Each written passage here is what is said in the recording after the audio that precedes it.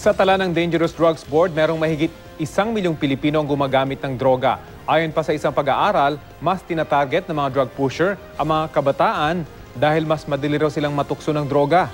Balitang hatid ni Cedric Castillo.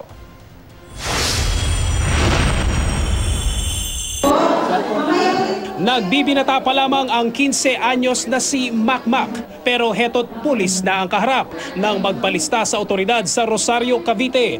Kasama ang daang-daang higit na mas matanda sa kanya na umaming gumagamit ng droga. Sumurrender ang binatilyo. Bakit ka nandito?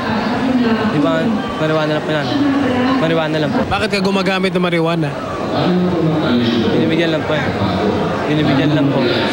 Minsan na rin daw nagshabu ang binatilyo sa takot na baka mapahamak dahil sa bisyo. Sumama siya sa panunumpang titigilan na ito. Pumunta ka dito, ibig sabihin ba niyan, ititigil mo na?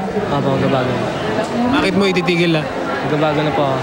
Ayon sa dating pinuno ng National Center for Mental Health, mga kabataan ang target ng pusher dahil sadyang madaling matukso ng droga. Probably around grade 7 to hanggang second year high school.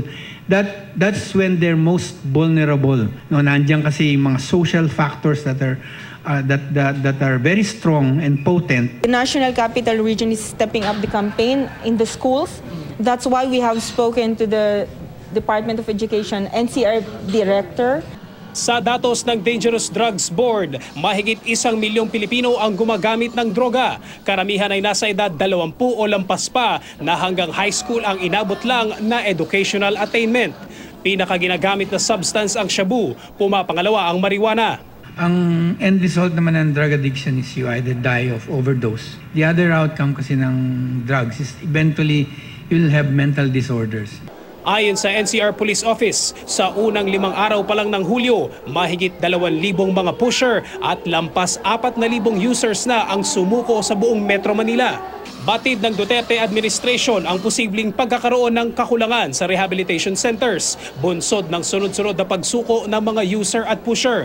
Minsan ang nabanggit ni Pangulong Rodrigo Duterte na hindi na solusyon ang rehab sa isang lubos ng nalulong sa droga, kaya mas mainam daw na ibalik na ang parusang kamatayan.